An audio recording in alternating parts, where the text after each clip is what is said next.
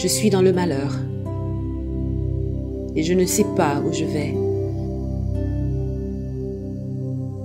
Penser à mon malheur est pour moi comme un poison amer.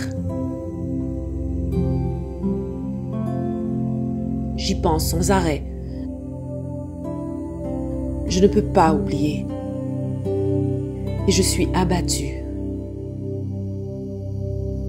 Mais voici la pensée qui me vient à l'esprit. Voici pourquoi j'espère. La bonté du Seigneur n'est pas épuisée. Il n'a pas fini de montrer son amour. Chaque matin, sa bonté et son amour sont tout neufs. Oui, ta fidélité est immense. Je me dis, le Seigneur est mon trésor, c'est pourquoi je compte sur lui. Le Seigneur est bon pour celui qui met sa confiance en lui, pour celui qui le cherche. C'est une bonne chose. Oui, c'est une bonne chose d'attendre en silence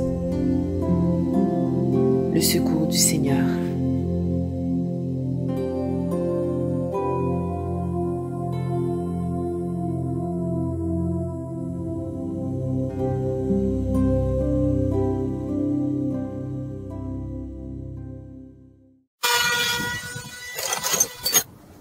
Salut!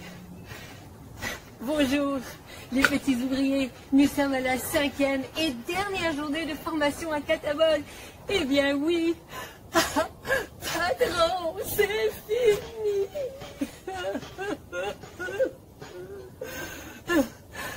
Eh oui, alors c'est pour ça qu'aujourd'hui, la concentration, la joie et la force doivent être à leur maximum. Alors on va commencer d'abord par le résumé récapitulatif de toutes les formations. Qu'est-ce qu'on a vu? Eh bien, on a vu que Catabol voulait dire fondation ou création. On a vu la définition de fondation. On a vu la base. La base, c'est quoi? Ben, c'est le manuel d'instruction du patron, la Bible. On a vu aussi que la deuxième chose, c'est la foi. La troisième chose, c'est de aimer et comprendre l'importance du travail d'équipe. Et on a vu justement des chants. Si nous travaillons ensemble, si tu veux construire une maison. Nous avons fait un petit cours de français qui expliquait que si c'est une condition qui est suivie d'une conséquence et que la conséquence, c'est le résultat d'une suite d'actions. Et on a vu justement les conséquences positives ou négatives. Et on a vu aussi l'importance des règles, du respect des règles à Catabol. Et puis on a vu aussi que c'était important que s'il y a des ouvriers qui posent un problème, c'est important vraiment de leur parler. On a vu CSSK, que Christopher, c'est le fils du patron. CSSK, c'est Christ, la seule solution à Catabol. Et puis, on a vu, bien sûr, l'équipement de l'ouvrier. Ceinture ou étui de construction de la vérité, cuirasse ou gilet de la justice, chaussures ou bottes tout-terrain du zèle de l'évangile de paix, casque ou casque de construction du salut, bouclier ou gants de la foi, l'épée de l'esprit, donc le râteau et le manuel d'instruction, qui est la parole de Dieu, et les lunettes de protection, car les yeux sont la lampe du corps. On a aussi vu, dans le deuxième cours de français, qu'une phrase qui débute avec un verbe conjugué à l'impératif en EZ veut dire qu'il s'agit d'une instruction ou un ordre.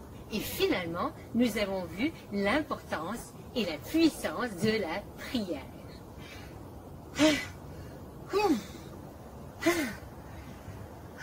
Ça fait beaucoup. Bon. Là, on est arrivé à l'étape qui, selon moi, est la plus difficile et la plus salissante. Et oui, il s'agit de l'étape du creusage et de fouillage du terrain. Et je vais avoir vraiment besoin de votre aide. Et justement, j'ai trouvé une petite ouvrière qui peut m'aider.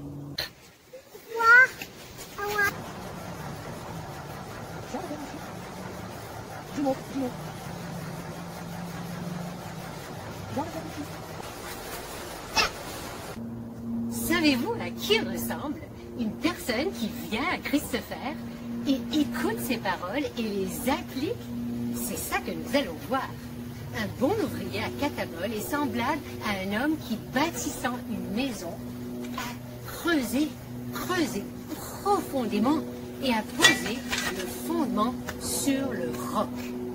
Et quand le fleuve a débordé et que les eaux se sont jetées violemment contre la maison, qu'est-ce qui s'est passé? Eh bien, elles n'ont pas pu l'ébranler, car la maison était bâtie solidement, elle était construite selon les règles de l'art. Et oui, ok, nous allons prendre une petite pause pour regarder le côté théorique. Parce que c'est pas juste le côté pratique qui est important, mais le côté théorique aussi. Et oui, nous allons voir. On trouve en 1 Jean 2, verset 4, ça dit, si quelqu'un affirme, je le connais, mais n'obéit pas à ses commandements, c'est un menteur et la vérité n'est pas en lui. Ouf, c'est profond tout ça. On ne devrait pas appeler patron si on n'est pas prêt à entièrement lui obéir. Sinon, on lui ment, on ment aux autres ouvriers et on se ment à soi-même. Et le mensonge est une infraction qui amène toujours, mais toujours, la cata. Bon, je continue. En verset 5, on voit qu'il y a écrit « Par contre, si quelqu'un obéit à sa parole, l'amour de Dieu est véritablement parfait en lui. Voilà comment nous pouvons avoir la certitude d'être unis à Dieu. Celui qui déclare demeurer uni à lui doit vivre comme Jésus a vécu. Jésus Christ offert. » Ah, on a terminé de creuser, les amis. On vient d'exposer et d'enlever toutes les choses qui se cachent dans notre cœur, dans nos pensées et qui déplaisent au patron. Ouh! C'est un peu comme après avoir fait un exercice, la sueur sort de nos pores. Vous savez, les petits trous qu'il y a dans notre peau. Et c'est comme les déchets qu'on peut trouver dans notre comportement ou dans nos pensées, par exemple. Et ensuite, ce qui se passe, c'est que on va à l'étape de l'écoulement du béton de très bonne qualité et de l'étalement avec un râteau et ensuite on le laisse sécher. On a beaucoup travaillé, les amis, hein? C'est pourquoi demandez toujours la permission au patron pour tout. Imaginez, en psaume 127.1, ça dit « Si l'Éternel ne bâtit la maison, ceux qui la bâtissent travaillent en vain, pour rien. » On n'a quand même pas fait ces 5 jours de formation pour rien. Et en Philippiens 2, de 12 à 14, ça dit « Ainsi, mes petits ouvriers bien-aimés, comme vous avez toujours obéi, travaillez à garder votre place à Catabol, à garder votre salut, avec respect, crainte et tremblement, non seulement comme si j'étais là, mais bien plus encore que je serai absente, car c'est le patron, Dieu, qui crée en nous le vouloir et le faire, selon son bon plaisir. Faites toutes choses sans murmure ni hésitation. Alors j'espère que vous aimez ça et que vous aimez aussi ceux qui nous aident à faire tout ça. Bon, vous savez quoi aussi? Eh bien, nous avons vraiment bien réfléchi, Sarah et Catherine, vous savez, les petites ouvrières que vous avez vues chanter sur le chantier, eh bien nous avons bien réfléchi et nous avons réalisé que toute la formation se repose sur une chose, l'amour. Oui, l'amour.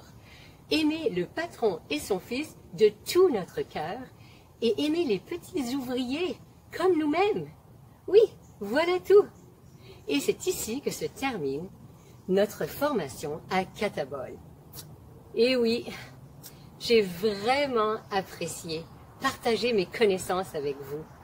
Et puis, vous allez vraiment me manquer chacun d'entre vous. Et, pour terminer, nous allons vous laisser avec une petite chanson, justement, que les petites ouvrières ont chantée par rapport à l'amour. Alors, au revoir les amis! Bye! Bon travail! Bien-aimés, aimons-nous les uns les autres, les uns les autres. L'amour est à Dieu. Celui qui aime est né de Dieu et connaît Dieu. Celui qui n'aime pas ne connaît pas que Dieu est l'amour. Bien-aimés, aimons-nous les uns les autres. 1 Jean 4, 7 et 8. Bien-aimés, aimons-nous les uns les autres, les uns les autres. L'amour est à Dieu. Celui qui aime est né de Dieu et connaît Dieu. Celui qui n'aime pas ne connaît pas que Dieu est l'amour. Bien-aimés, aimons-nous les uns les autres. 1 Jean 4, 7 et 8. Je veux Jésus, tout près de moi, tout près de moi. Je veux Jésus, tout près de moi, de mon voyage. Je veux Jésus, près de moi, tout près de moi. Dans mes souffrances, il est toujours là. Dans mes souffrances, il est toujours là. De mon voyage, je veux Jésus, tout près de moi. J'aime Jésus, il m'aime aussi. J'aime Jésus, il m'aime aussi.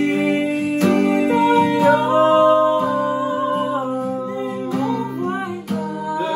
mon voyage, je veux Jésus,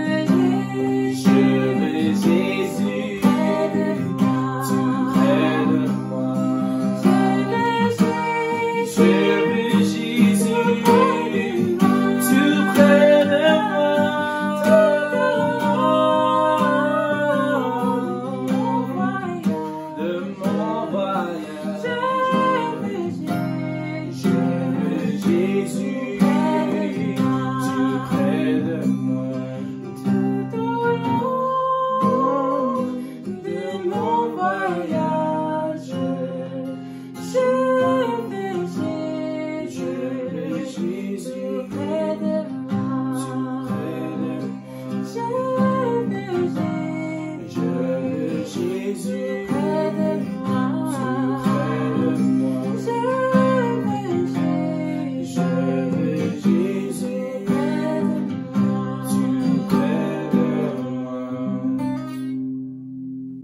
Bonjour frères et sœurs et chers amis invités, c'est une joie de pouvoir partager le message avec vous ce matin. J'espère que vous avez passé une très belle semaine et qu'ensemble on va passer un bon temps ensemble. Sans plus tarder, baissons la tête et prions. Père Céleste, nous te remercions pour ta grâce et ta bonté. pour le fait que tu nous permettes de pouvoir être là ce matin, de pouvoir écouter ta parole, de pouvoir nous rapprocher de toi, de pouvoir te laisser travailler dans nos vies. Je te prie que ce matin, tu puisses parler au travers des Écritures que nous allons voir ensemble et que cela puisse non seulement nous défier, mais surtout nous encourager à continuer à nous battre parce que toi, tu es à nos côtés et tout ce que tu veux que nous puissions comprendre, c'est que ton amour pour nous est infaillible. Merci encore une fois, Père, pour ta bonté et ta grâce. Merci pour ce matin. Au nom de Jésus, t'ai prié. Amen. Amen. Sans plus tarder, ouvrons nos Bibles en Jacques chapitre 1. En fait, je vais le lire pour ceux qui ont les Bibles tournées en Jacques chapitre 1. Jacques chapitre 1 à partir du verset 1. La Bible nous dit: Jacques, serviteur de Dieu et du Seigneur Jésus-Christ aux 12 tribus qui sont dans la dispersion. Salut. Mes frères, regardez comme un sujet de joie complète les diverses épreuves auxquelles vous pouvez être exposés, sachant que l'épreuve de votre foi produit la patience. Mais il faut que la patience accomplisse parfaitement son œuvre, afin que vous soyez parfaits et accomplis sans faillir en rien. Le titre de mon message, tout simplement, c'est « L'épreuve de notre foi produit la patience ». Vous êtes d'accord avec moi que ce qui se passe autour de nous en ce moment, il y a plein de souffrances autour de nous, qui touchent nos familles, qui touchent des proches que nous connaissons. Nous entendons parler de la situation aux États-Unis, les pays, les situations en Afrique, les situations un peu partout en Europe, que ce soit la pandémie qui règne, que ce soit les guerres, que ce soit toutes ces choses-là. Beaucoup de gens sont impactés par la souffrance. Et nous-mêmes, nous traversons des moments difficiles pour beaucoup d'entre nous. Et Jacques dit ici que de considérer comme un sujet de joie complète les diverses épreuves auxquelles nous pouvons être exposés, parce que cette épreuve de notre foi produit la patience. Et c'est de ça que j'aimerais parler ce matin. J'aimerais qu'on puisse aborder cela, mais la semaine dernière, Emmanuel nous avait encouragés avec l'histoire de Moïse, en parlant de la patience de Moïse. J'aimerais parler ce matin d'un autre personnage de la Bible qui m'inspire aussi, autant que Moïse, c'est Joseph. Et avant de lire quelques passages par rapport à Joseph, juste pour vous rappeler un peu l'histoire de Joseph, pour ceux qui ne connaissent pas vraiment l'histoire de Joseph, les chapitres 37, 39, 40, et puis le reste, jusqu'au chapitre 50, parlent un peu de Joseph, de tout ce qu'il a vécu, et comment après, tout le peuple d'Israël se retrouve en Égypte grâce à l'action de Joseph par la suite. Mais quand on lit l'histoire de Joseph, on voit qu'il a grandi auprès de son père. Les 17 premières années de sa vie, il était avec son père. Joseph a perdu sa mère lorsque sa mère accouchait de son petit frère Benjamin. Et après, Joseph et Benjamin ont été élevés par les deux autres concubines de son père Jacob. Jacob avait pour femme Léa, la sœur de Rachel, et deux concubines, Zilpa et Bilba. Et donc, Joseph a grandi avec les enfants de Bilba et Zilpa, parce qu'ils étaient souvent de la même tante. Et Joseph, en grandissant, souvent, quand ses frères faisaient des trucs qui n'étaient pas bons, quand ils parlaient des choses, lui allait raconter cela à son père. Et ses frères lui en voulaient. Et son père, en plus de cela, préférait Joseph. Il aimait Joseph parce que c'était l'enfant de sa vieillesse, c'était l'enfant de Rachel, son épouse, qu'il aimait vraiment par rapport à Léa et les autres. Et donc, il protégeait vraiment Joseph. Et il lui a offert une tunique à un moment donné. Et ses frères voyaient, à cause de l'amour que son père portait, la préférence qu'il faisait à Joseph par rapport aux autres, ses frères lui en voulaient. Et ça allait même jusqu'à la haine. Et Joseph, à un moment donné, fait un rêve. Il fait un rêve où il voit, ils étaient dans un champ, il y avait sa gerbe qui était là, et puis les gerbes de ses frères, les 11 gerbes, se mettent à se prosterner devant sa propre gerbe. Sa gerbe se met debout, et les autres gerbes se prosternent devant lui, devant sa gerbe à lui. Et donc, il raconte ça à ses frères, et ses frères s'énervent encore, il dit, mais tu veux régner sur nous, ils ne sont pas contents.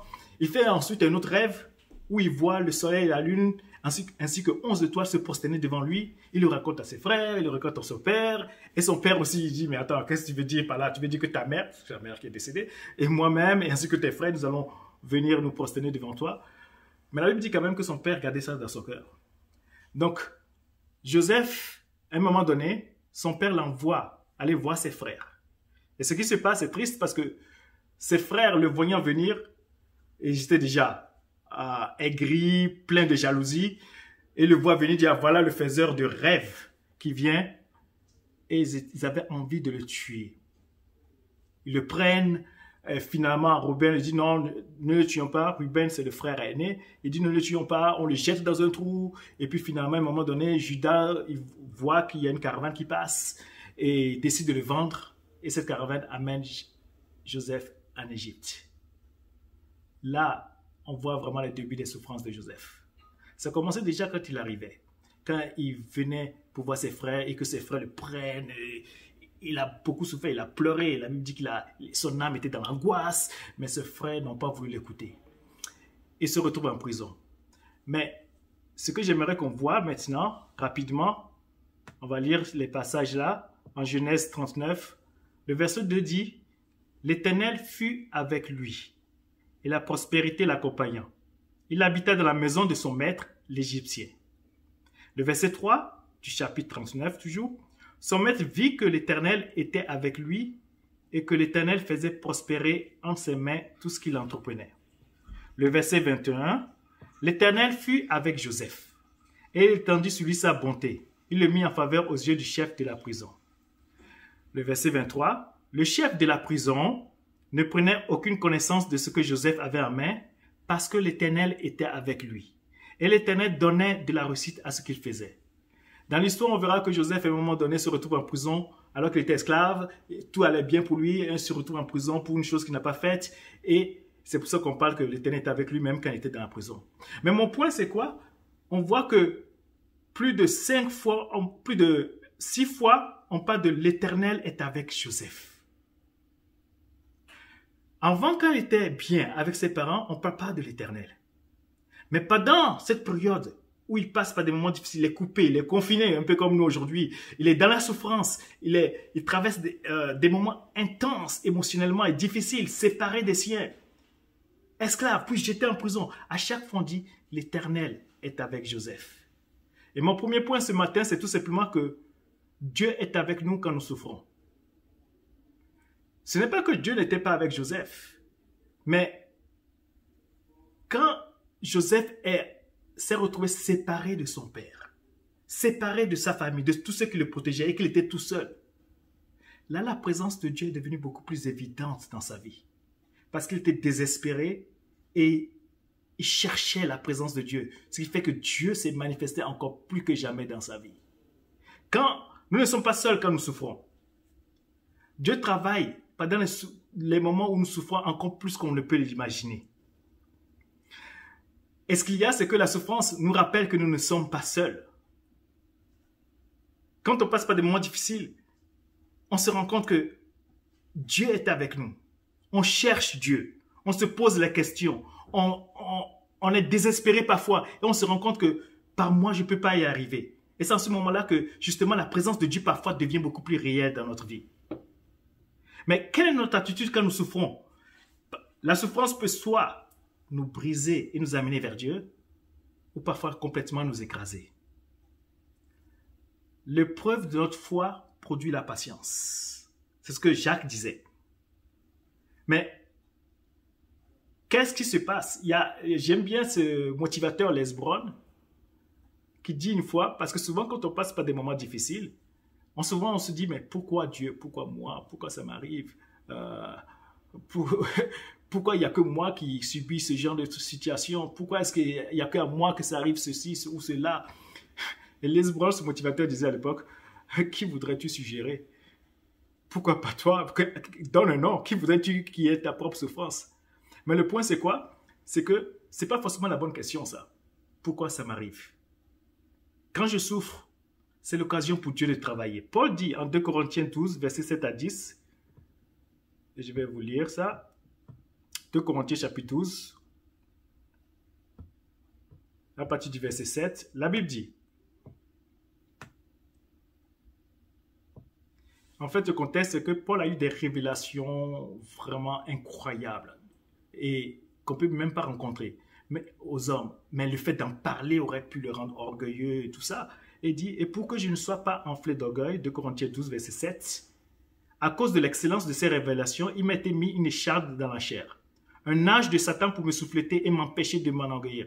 3 fois, j'ai prié le Seigneur de l'éloigner de moi. Et il m'a dit, ma grâce te suffit, car ma puissance s'accomplit dans la faiblesse. Je me glorifierai donc bien plus volontiers de mes faiblesses, afin que la puissance de Christ repose sur moi.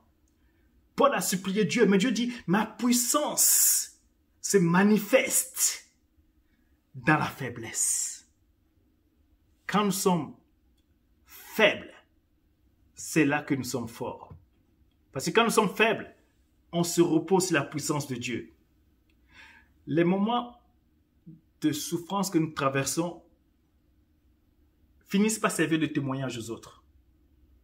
Parce que le fait est que la souffrance que nous subissons aujourd'hui finira un jour. Tôt ou tard, le temps finit par avoir raison de la souffrance.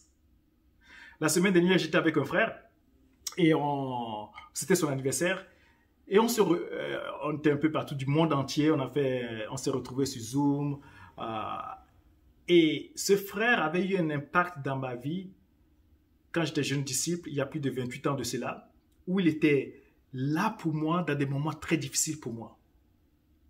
Mais le pire, c'est qu'aujourd'hui, en fait, ce qui est intéressant, c'est de voir que ces moments-là, c'était des moments de souffrance intense pour moi émotionnellement, c'est ce que je vivais. Mais aujourd'hui, je regarde cela et j'en ris. Et je trouve ça ridicule, le fait que je ressentais ce genre d'émotion. Quand on traverse quelque chose, avec le temps, on finit par voir que ces souffrances-là ne sont pas si terribles que ça. Je me souviens, quand j'étais à Bangui, pendant la guerre, avant d'avoir vécu à Bangui, j'avais traversé l'Afrique du Sud. Et en Afrique du Sud, c'est vraiment un pays qui est, du moins à l'époque, je pense que ça continue encore un peu comme ça, qui était très violent. Les statistiques à l'époque étaient de 21 000 meurtres par an. C'était pire qu'un pays en guerre.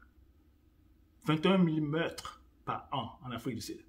Et on a vécu des choses où on s'est retrouvé ça tirait, des coups de feu qui tiraient, on se retrouvait dedans.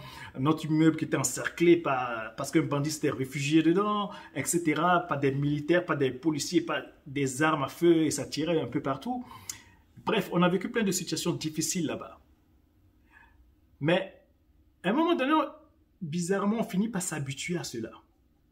Ce qui fait qu'en 2002, quand je me étais retrouvé en Côte d'Ivoire et que la nuit où il y avait eu une tentative de coup d'État à l'époque, la nuit, moi j'étais sorti à 4 h du matin avec ma fourgonnette, ça tirait, et à un moment donné j'attends les sirènes de police et je me dis, ah bon, ben c'est tranquille, donc c'est bon, on peut continuer.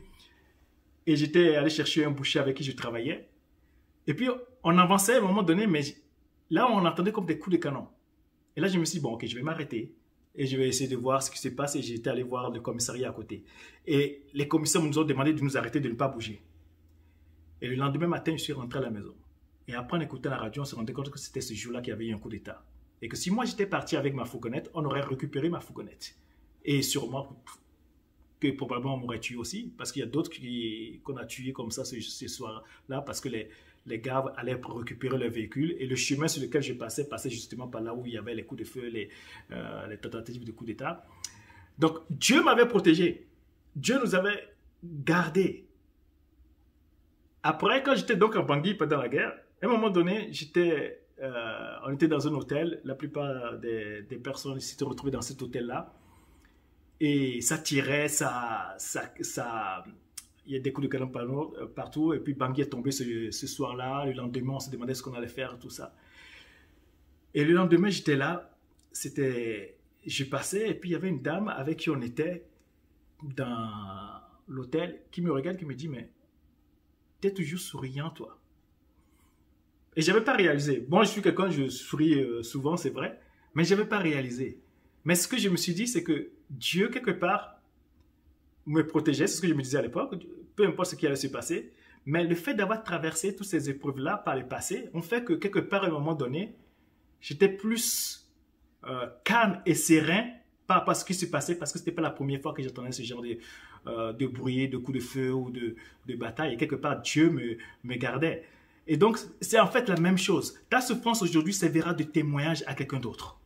Ce qu'on traverse servira de témoignage à quelqu'un d'autre. Je vais aller beaucoup plus vite.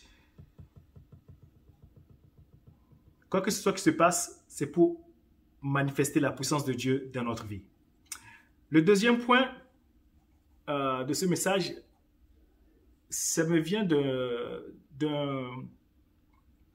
j'échangeais beaucoup avec une sœur en Afrique du Sud, il fut un temps, et elle écrivait en anglais, ça dit « God's delays are not necessarily his denials ». Alors, j'essaie de traduire ça en français pour le deuxième point, pour ceux qui ne comprennent pas l'anglais. En gros, ça voudrait dire que les retards de Dieu ne veulent pas forcément signifier son refus. On peut traduire ça comme ça, on peut mieux traduire. Ça ne veut pas dire forcément que c'est non. Les retards de Dieu, ou le fait que Dieu ne réponde pas tout de suite.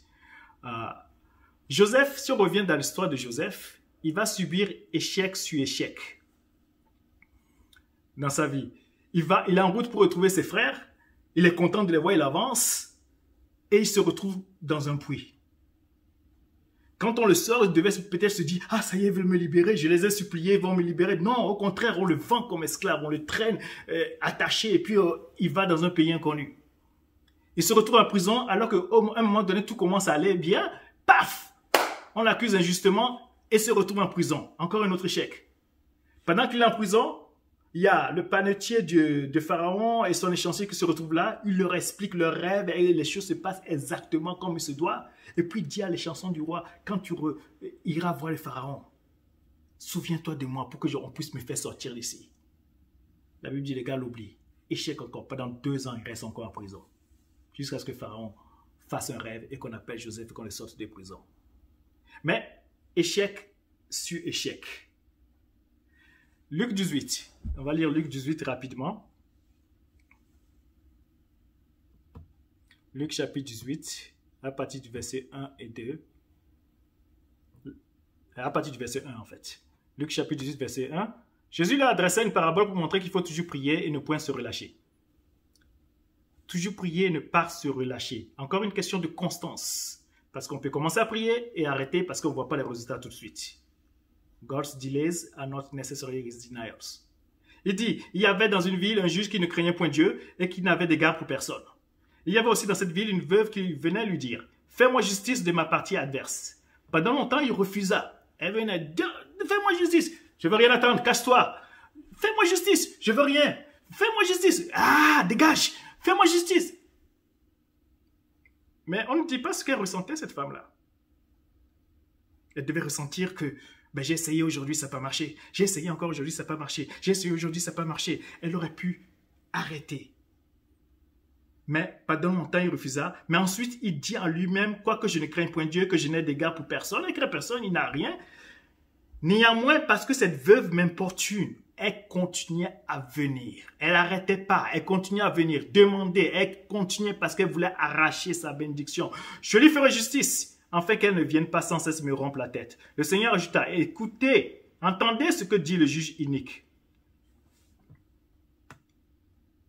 Et Dieu ne fera-t-il pas justice à ces élus qui crient à lui jour et nuit? Étendra-t-il à leur égard? Je vous le dis, il leur fera promptement justice. Mais quand le Fils de l'homme viendra, trouvera-t-il la foi sur la terre? Si Jésus devait revenir aujourd'hui, nous sommes en pleine pandémie. Nous avons des problèmes. Sommes-nous comme cette femme en train de prier jour et nuit, de supplier Dieu? Dieu, manifeste-toi. La femme n'a pas cessé après 2, 3, 4 fois. La Bible ne dit pas combien de temps ça a pris, peu importe. Mais le point, Jésus veut nous voir en train de prier, de supplier, d'intercéder en faveur des autres, de continuer à nous battre dans la prière, de ne pas baisser les bras. Peu importe si je ne vois pas la solution tout de suite, peu importe si je ne vois pas les réponses de Dieu maintenant. Mais il faut continuer. À chaque fois que je trébuche, me relever. Continuer à avancer malgré les coups qu'on reçoit. C'est pas évident. Mais c'est ça la foi. Dans l'épreuve, persévérer, continuer à prier. Parce que parfois, c'est vrai que il y a quelque temps, j'ai parlé de la grande foi du centurion qui a demandé, et il a reçu tout de suite. Mais parfois, la foi, c'est justement de ne pas baisser les bras, de continuer à prier, continuer à demander, de continuer à faire ce qui est juste quand tout va mal, de continuer à se donner quand les gens nous persécutent, de continuer à aimer nos ennemis, de continuer à donner son cœur quand ton cœur est froissé, magané comme on dit, de continuer à faire le bien lorsqu'on n'a pas envie de le faire, de continuer à prier pour les autres quand moi-même j'ai besoin qu'on me soutienne. Ça, c'est la foi. Parce que Dieu finira par répondre, peu importe ce qui se passe. Et troisièmement, mon troisième point, nous devons garder la foi quand nous souffrons. Nous devons garder la foi quand nous souffrons. Joseph, pour revenir à l'histoire de Joseph, je reste persuadé que Joseph, qu'elle avait rêvé, quand il était encore avec ses parents, qu'elle avait rêvé, il a eu la vision de ses frères qui se prosternaient devant lui, il savait ce que cela signifiait. Lisez l'histoire, toute l'histoire. Joseph, d'abord, quand il est en prison, et que les chansons du roi et le panetier font leur rêve, il est convaincu de la réponse qu'il va donner parce qu'il savait que Dieu pouvait donner l'explication. Quand il sort de prison et qu'il est devant le roi, il donne l'explication parce qu'il savait interpréter, il savait que Dieu lui donnait la réponse. Pourquoi se serait-il tombé sur son rêve? Quelque part, il savait que son rêve allait se réaliser. Il était convaincu que son rêve allait se réaliser. Je me suis toujours souvent posé la question, quand il était chez Potiphar et qu'il était en bonne posture, tout ça, pourquoi n'a-t-il pas cherché à retrouver sa famille? Et les gens se posent vraiment la question parce que c'était qu'à 6 jours de chez lui. Bon, peut-être qu'il était esclave, même s'il était en bonne posture et ne pouvait pas aller, c'est possible. Mais quand il devient le numéro 2 de l'Égypte et que tout le monde se prosterne devant lui et qu'on le nomme comme le numéro 2 de Pharaon, et que même Potiphar, qui était son ancien maître, se prosterne devant lui, il avait le tout pouvoir pour pouvoir retrouver Jacob et ses frères. Mais il ne l'a pas fait. Il attendait. Il attendait. Quand ses frères se présentent, la Bible dit clairement, 10 de ses frères se rendent en Égypte. Pourquoi il précise le chiffre 10? Ils ne disent pas tout simplement ses frères se rendent en Égypte. La Bible précise 10 de ses frères. Et quand ils viennent et qu'ils se prosternent devant Joseph, Joseph sait que ce n'est pas encore le moment. Parce que son rêve disait 11 de ses frères. Ces 11 frères devraient se prosterner devant lui. S'il se montrait à lui, s'il se découvrait à ce moment-là, c'est sûr qu'à par la suite les autres allaient arriver, ils n'allaient pas forcément se prosterner devant lui. Parce que par la suite, on voit qu'ils ne vont pas se prosterner devant lui forcément. C'est quand Benjamin revient la deuxième fois que les 11 se prosternent devant lui. Et c'est suite après tout ce qui se passe que là il se dévoile et dit je suis votre frère parce que son rêve venait de se réaliser. Et je suis convaincu que Joseph a attendu ces 22 années depuis qu'il a eu son rêve. Il a patienté, il a eu la foi que ce rêve allait se réaliser. La Bible nous dit en Hébreux 11, je vais conclure avec ça. Or, la foi, c'est l'assurance des choses qu'on espère, une démonstration de celles qu'on ne voit pas. La foi, c'est l'assurance des choses qu'on espère et la démonstration qu'on ne voit pas. Je vous invite à lire tout le chapitre 11 qui parle de cela, qui explique comment les gens traversaient les épreuves grâce à la foi. À partir du verset 13, il dit, c'est dans la foi qu'ils sont tous morts sans avoir obtenu les choses promises. Parfois, on va demander jour après jour, mais on ne va pas voir les réponses. Parce que notre vie n'est pas simplement ce que nous voyons sur terre. Notre vie va au-delà de ce que nous pouvons vivre sur terre. Peu importe que j'ai ma réponse sur cette terre ou pas. La foi, c'est de voir au-delà. D'être capable de voir où Dieu nous amène. D'être capable de voir que oui, le ciel sera ouvert. Je serai assis sur le trône, que je le suis déjà de toute façon aujourd'hui. De voir au-delà de ce que mes yeux physiques voient. C'est pas la foi qu'ils sont tous morts sans avoir obtenu les choses promises, mais ils les ont vus et salués de loin, à partir du verset 13, reconnaissant qu'ils étaient étrangers et voyageurs sur la terre. Nous sommes des étrangers sur cette terre. Et quand nous souffrons, nous devons garder cela à l'esprit. Continuez à demander. Mais même si je ne l'ai pas maintenant, même si je n'ai pas ma réponse maintenant, continuez à avancer. Ceux qui parlent ainsi montrent qu'ils cherchent une patrie. S'ils avaient eu en effet, s'ils avaient en vue cette d'où ils étaient sortis, ils auraient eu le temps d'y retourner. Mais maintenant, ils en désirent une meilleure, c'est-à-dire une céleste. Et puis, continue à la fin, il dit, je vais lire le verset 37, ou à partir du verset 35, 11, 35, des femmes recouvraient leur mort par la résurrection. D'autres furent livrés au tourment et n'acceptèrent point de délivrance, en fait d'obtenir une meilleure résurrection. D'autres subirent les moqueries et le fouet, les chaînes et la prison. Ils furent lapidés, sciés, torturés. Ils moururent tués par l'épée. Ils allèrent ça et là vêtus de peau de brebis et de peau de chèvre, déniés de tout, persécutés, maltraités, eux dont le monde n'était pas digne, errant dans le désert et les montagnes, dans les cavernes et les angles de la terre. Tout cela, à la fois desquels il a été rendu témoignage, n'ont pas obtenu ce qui leur était promis. Dieu ayant en vue quelque chose de meilleur pour nous, afin qu'il ne parvinsse pas sans nous à la perfection. Frères et sœurs, c'est difficile pour beaucoup parmi nous ce matin. Mais le point c'est quoi? Ayons la foi, l'assurance des choses qu'on espère et la démonstration de celles qu'on ne voit pas. Les souffrances produisent, l'épreuve produisent la foi, l'épreuve de notre foi produit la patience. Et en persévérant, on finit par obtenir. Si Dieu veut nous répondre, il va nous répondre. Demandons, continuons en demandant. Ne répondons pas à la place de Dieu. Continuons à demander. Et peu importe les échecs par lesquels nous passons, les échecs sont un chemin vers le succès. Et Dieu est avec nous quand nous souffrons. Et maintenant, je vais demander à Pélagie de venir partager avec nous ce que ce message de la foi de la souffrance représente pour elle. Bonjour à tous, bon matin. J'espère que le message d'aujourd'hui vous a inspiré. Ma partie à moi, c'est de partager un peu en fait qu'est-ce que je pense de Joseph, de son vécu et de comment est-ce que la souffrance peut en fait développer la foi en nous surtout. Je vous dirais que je vois en fait notre parcours avec Dieu comme vraiment un parcours qui va de niveau en niveau.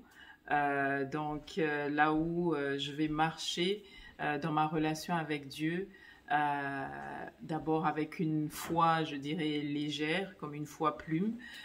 Donc là, c'est quand tout va bien. Je suis jeune chrétien ou alors un peu plus vieux chrétien, mais tout va bien. Donc, ma maison, ça va bien, ma femme, ça va bien, mes enfants se comportent de plus en plus normalement. J'ai pas de soucis dans mon compte bancaire, j'ai mon travail, il n'y a pas de Covid, donc tout va bien. Donc, Dieu est bon, Dieu est merveilleux. Ça, c'est la foi qui est vraiment conditionnelle. Et ça, c'est un niveau de foi que parfois nous, on peut garder pendant un moment, mais Dieu ne va pas nous laisser en fait dans ce statut-là. Il faut que notre foi évolue et c'est pour ça que on a tellement intérêt à regarder l'exemple de Joseph. C'est un de mes personnages préférés d'ailleurs. Donc on va en fait être éprouvé. C'est ça en fait la chose, c'est que notre parcours en fait va nous amener de situation en situation parce que Dieu veut en fait qu'on puisse passer à un autre niveau qui est la foi maintenant éprouvée. Je pense qu'un passage dit que notre foi éprouvée est plus pure que l'or en fait et c'est vraiment ça. Pour arriver à ce niveau d'or, de pouvoir être éprouvé.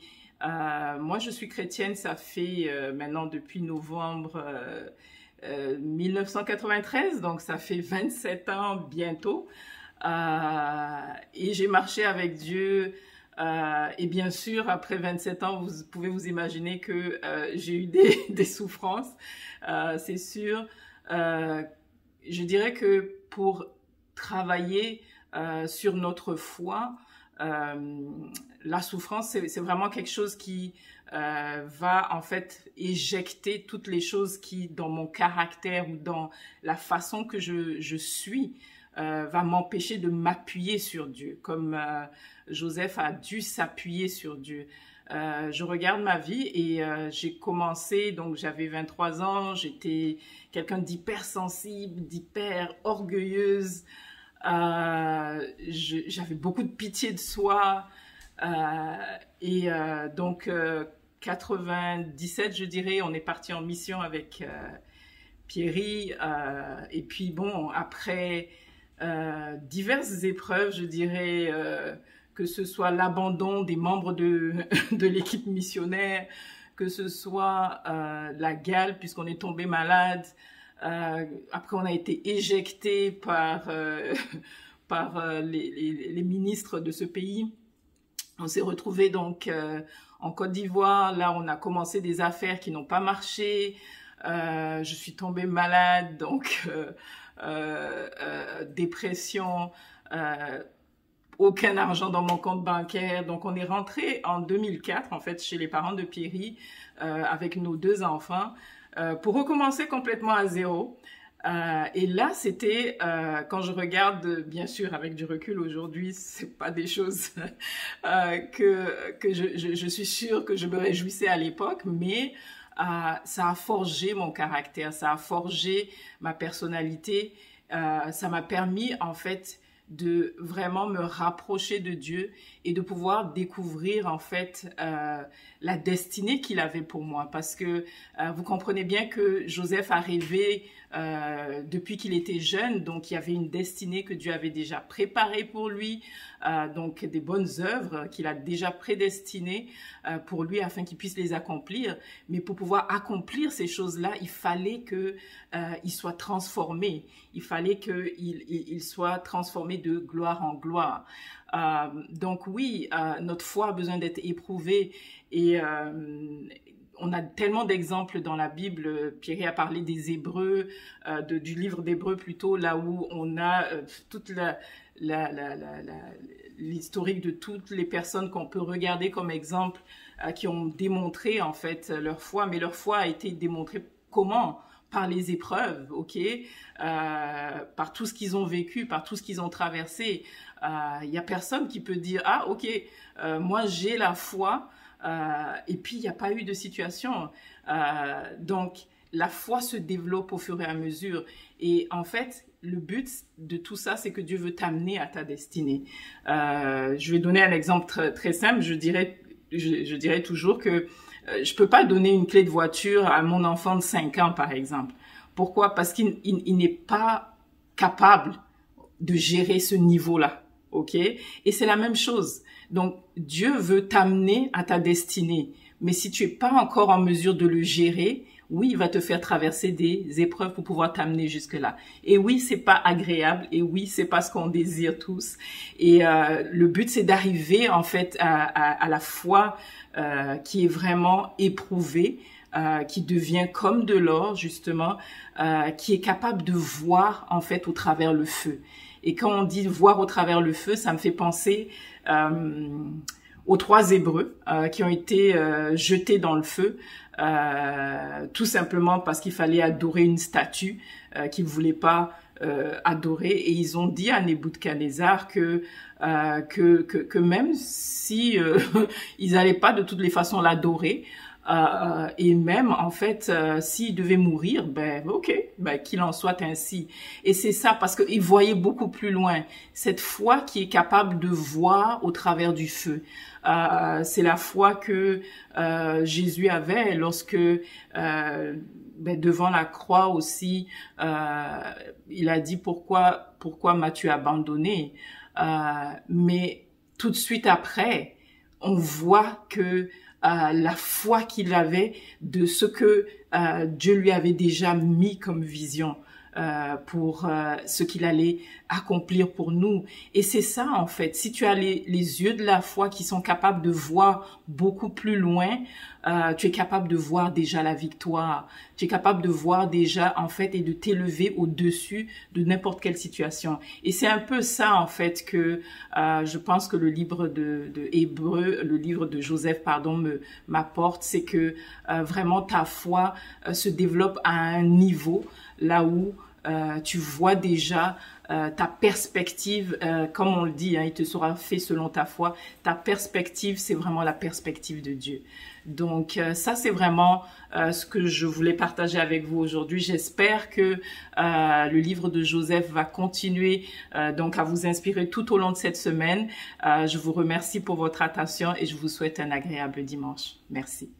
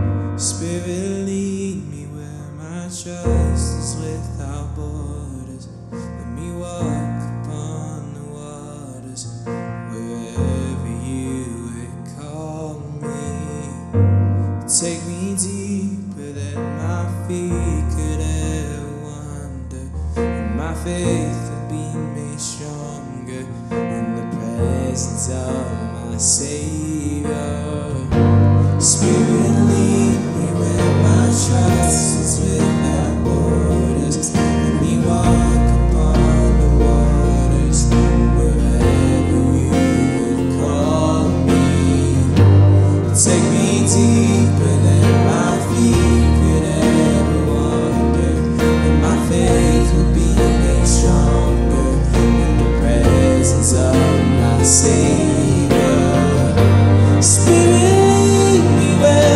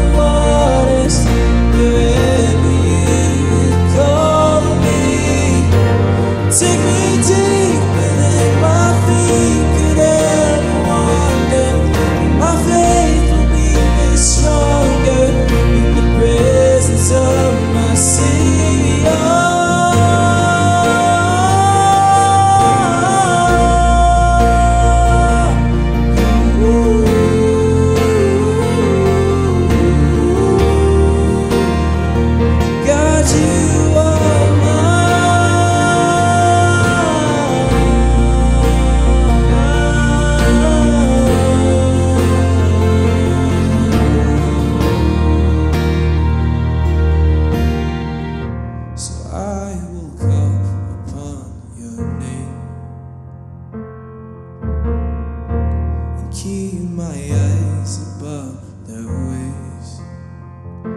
When oceans rise, my soul rests in your embrace.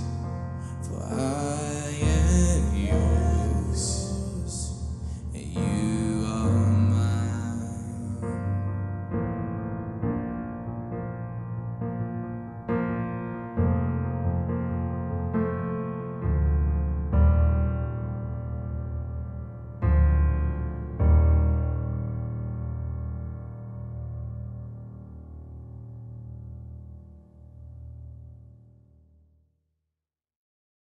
Bonjour les amis, j'espère que vous avez passé un agréable moment avec nous.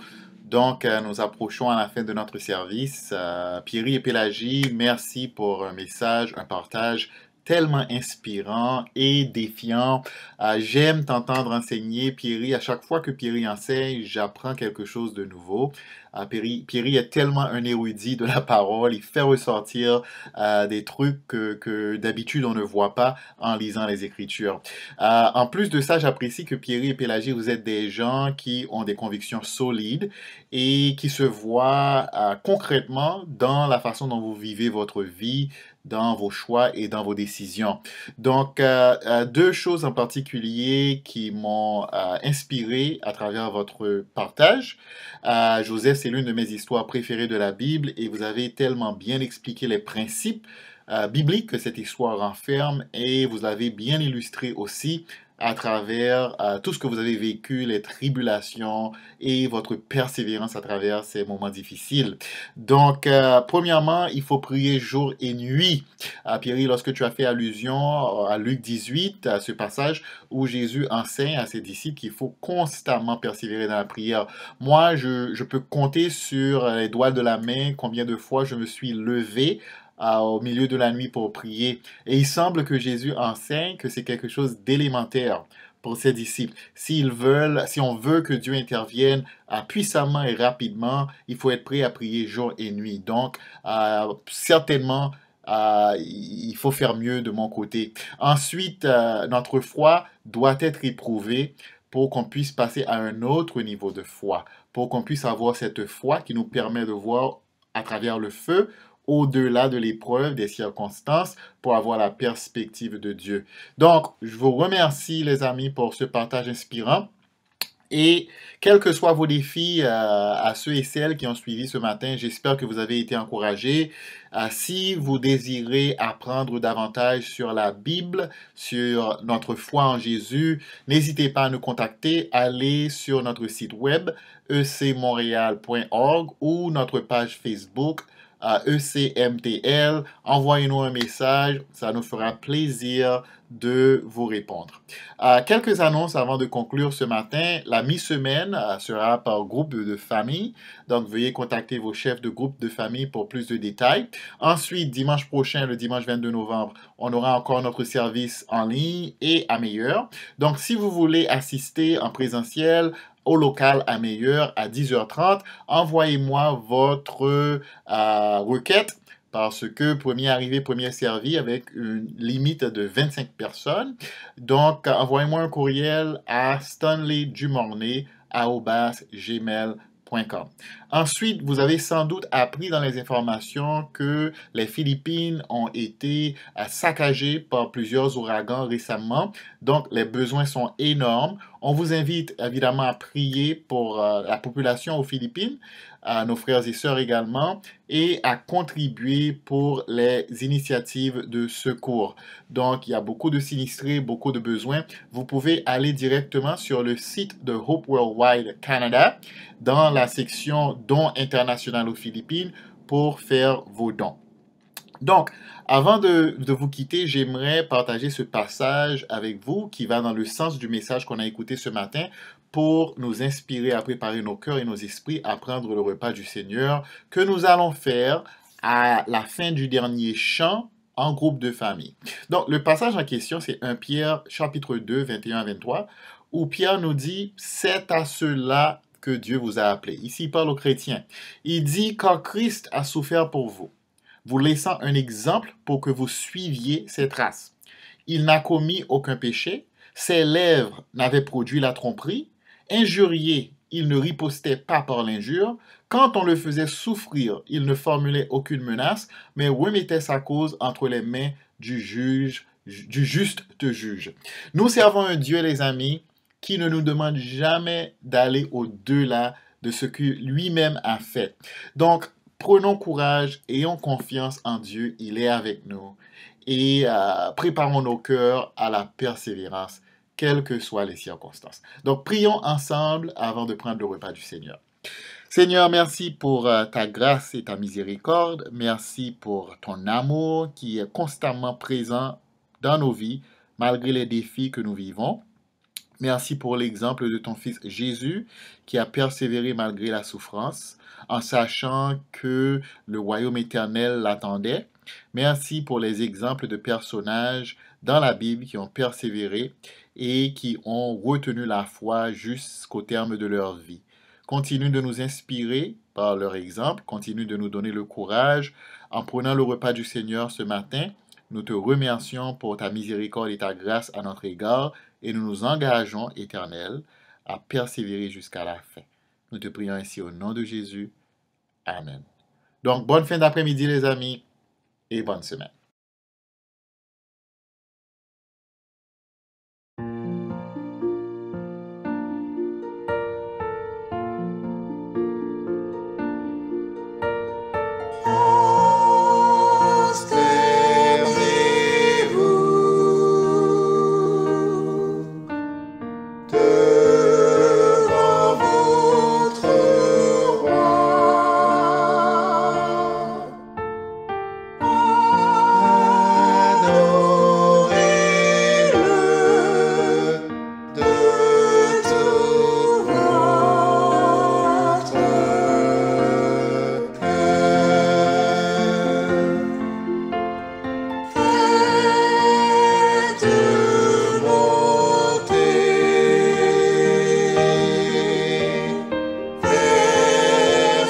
Majesté.